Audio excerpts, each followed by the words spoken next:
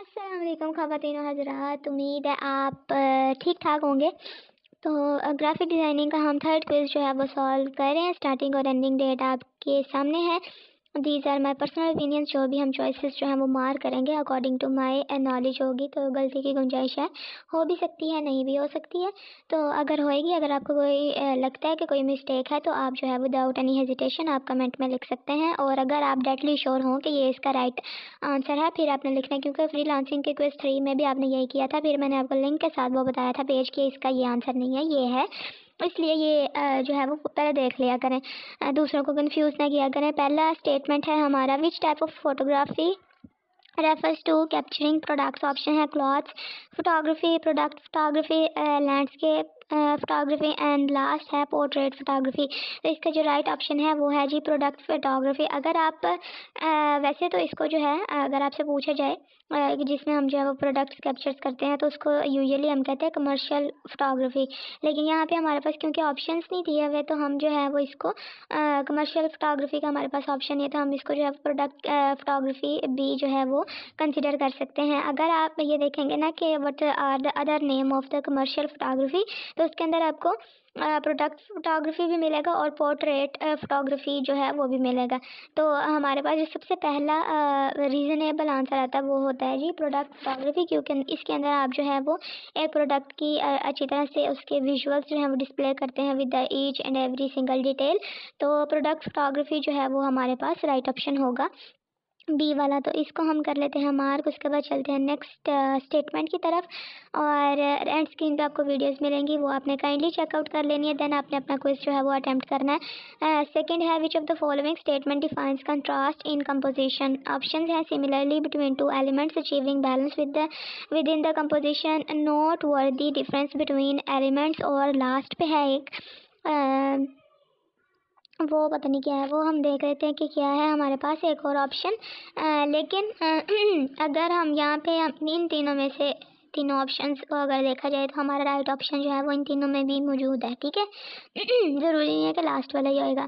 तो जो हमारा कंट्रास्ट कंपोजिशन के अंदर जो डिफाइन कर रही है टर्म, वो हो गया जी नोट वर्दी डिफरेंस बिटवीन एलिमेंट्स। ठीक है, कंट्रास्ट का मतलब ये होता है। तो सी वाला जो है वो हमारा राइट ऑप्शन है। इसको करते हैं मार्क और चलते हैं अपने नेक्स्ट स्टेटमेंट की तरफ। और अगर आपने अभी तक सब्सक्राइब नहीं किया, तो पहले आप सब्सक्राइब कर लें। और अगर आपने फ्रीलांसिंग एक्सरसाइजेज या कोई भी आपको जो है वो कोर्स का हैंड्स ऑन एक्सरसाइज या क्विज चाहिए, तो आप जो है वो देख सकते हैं। इसी चैनल पे आपको टोटल 14 कोर्सेज की हैंड्स ऑन एक्सरसाइजेज का सोल्यूशन और क्विजेज का सोल्यूशन आपको प्रोवाइड किए गए हैं। वो आप जो है वो चेक कर सकते हैं। उसके बाद ये हम इसको कर लेते हैं, नेक्स्ट मूव कर लेते हैं। लेकिन ये थोड़ा सा अटक गया है, क्योंकि आप सबको पता है कि थोड़ा सा नेट का इशू है, इसलिए यहाँ भी थोड़ा सा इशू है, क्योंकि हम मार्स पे तो रहते नहीं हैं। क्योंकि अगर सारी दुनिया में नेट का इशू है, तो यहाँ भी तो होएगा ना। इसलिए थोड़ा सा सब्र तहम्मुल कर लें और इतनी देर तक चैनल सब्सक्राइब कर लें। चलो, नहीं करना तो ना करें, आपकी मर्जी है, मैं आपको मजबूर नहीं करती। लेकिन वीडियो लाजमी देख लीजिएगा, आपका ही फ़ायदा है।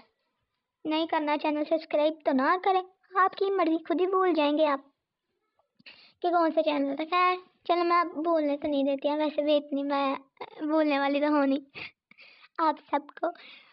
और आपकी इतनी मोहब्बतों का बड़ा ज़्यादा शुक्रिया।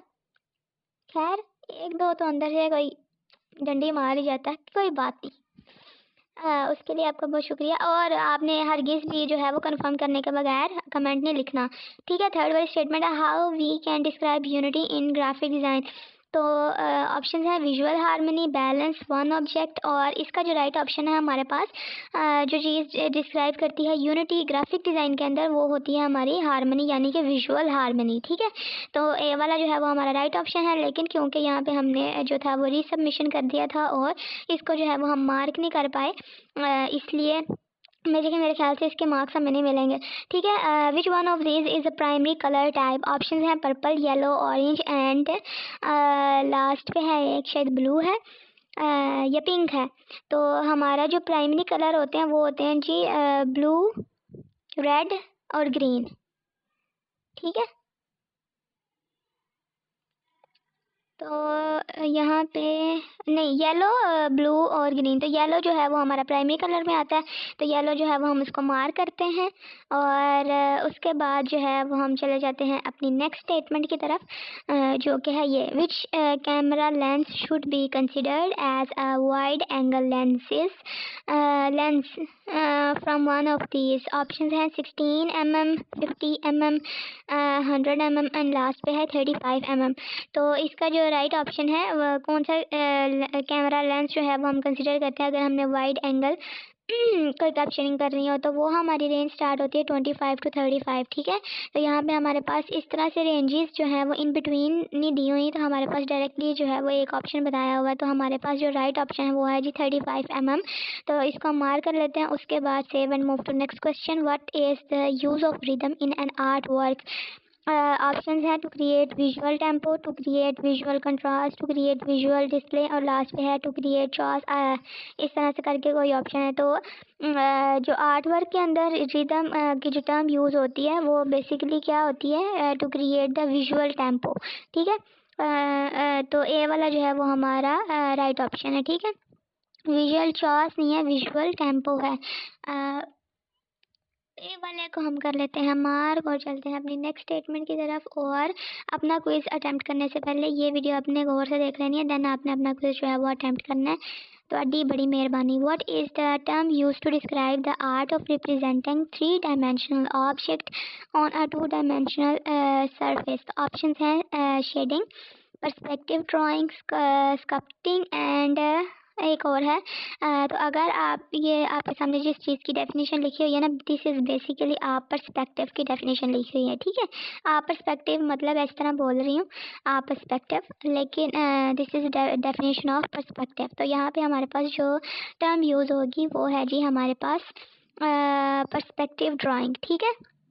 कौन सी टर्म जो है वो डिफाइन करती है, अगर आप 3 डायमेंशनल ऑब्जेक्ट जो है वो रिप्रेजेंट कर रहे हों द 2 डायमेंशनल सरफेस के ऊपर, तो वो होती है हमारी पर्सपेक्टिव ड्राइंग।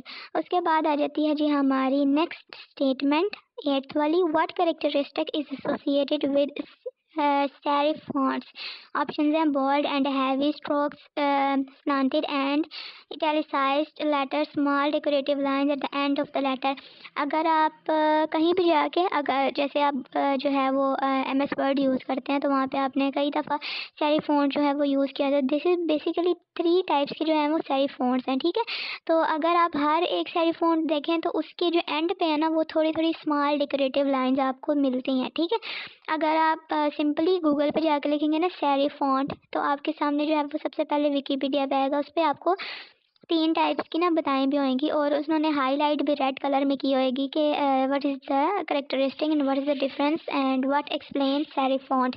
तो वो आपकी आएगी right option, small decorative lines at the end of the letter, ठीक है। हर लेटर के ऊपर छोटी लाइंस होती हैं डेकोरेटिव टाइप्स की। तो उसके बाद हमारे पास आ जाती है हमारी नेक्स्ट स्टेटमेंट, और नेक्स्ट स्टेटमेंट है जी हमारी 9 वाली होगी।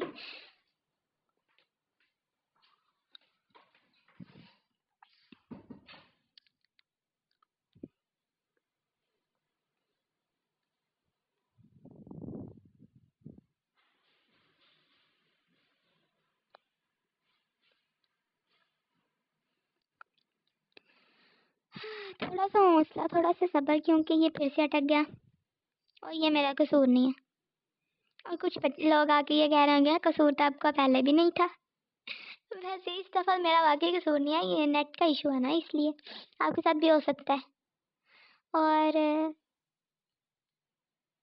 हाँ जी, और अगर आप गूगल का फ्री कोर्स करना चाहते हैं तो एंड स्क्रीन पे आपको वीडियो मिलेगी साइबर सिक्योरिटी का, वो आप चेक कर सकते हैं किस तरह से आपने फ्री में अप्लाई करना है, वो आप काइंडली चेकआउट कर लीजिएगा फॉर बेटर अपॉर्चुनिटीज़।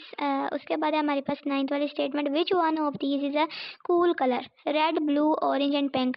तो आपको पता है कि जो हमारा कूल कलर आता है उसमें क्या क्या कौन कौन से कलर आते हैं, जो मुझे पता है वो हैं जी, एक ग्रीन आता है, एक पर्पल आता है, नहीं एक ग्रीन आता है और एक ब्लू होता है, लेकिन हमारे पास जो है वो यहाँ पे ग्रीन की ऑप्शन नहीं दी हुई।